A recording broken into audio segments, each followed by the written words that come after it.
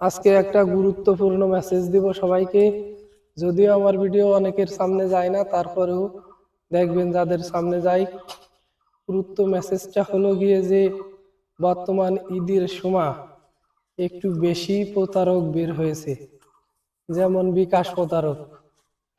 আপনার ফোনে মেসেজ একটা বিলাং মেসেজ পাঠাবে, 10,000 হোক, 18,000 হোক, 20,000 হোক টাকার মেসেজ পাঠিয়ে আপনাকে বলবে, ভাই এত টাকা দিছি আপনার মোবাইলে, আপনি আমার বিকাশে এত টাকা দেন, হয়তো 10,000, 20,000, 30, 35 এত টাকা দেন, আপনি হয়তো 5 লাখ 6 লাখ টাকা পাবেন, এটা বলতিছে।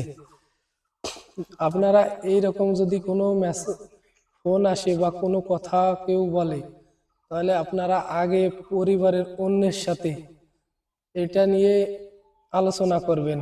আলোচনা করার পরে আপনারা ওই ফোন নিয়ে বিকাশে হোক, পেমেন্ট হোক বা রকেট হোক, যে কোনো নাম্বারের এজেন্টের কাছে যাই বলবেন, ভাই আমাকে তো এই রকমের মেসেজ দিছে, এই মেসেজের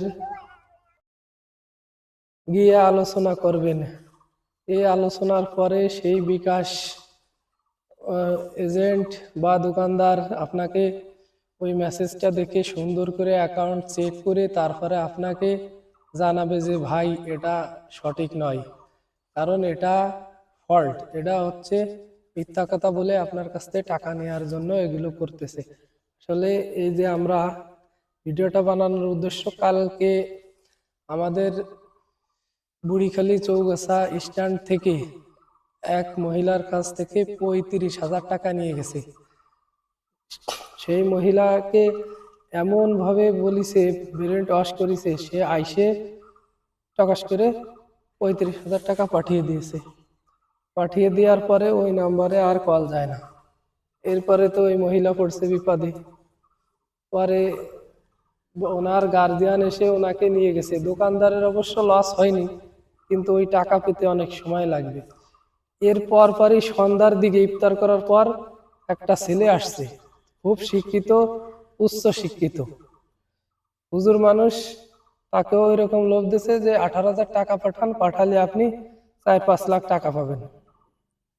হুজুর তো শুনে মহা খুশি, আইসেই বিকাশের নাম্বারে ফোন দিয়েই বলতেছে, ভাই এই নম্বরে টাকা পাঠাবো।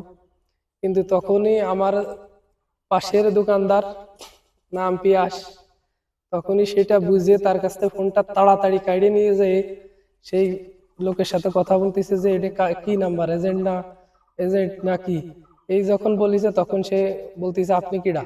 তখন সে বলছে যে আমি অমুক, আমি পিয়াস। পরে গালাগালি দেওয়ার পরে সে কেটে দিছে, আর ফোন ধরেনি।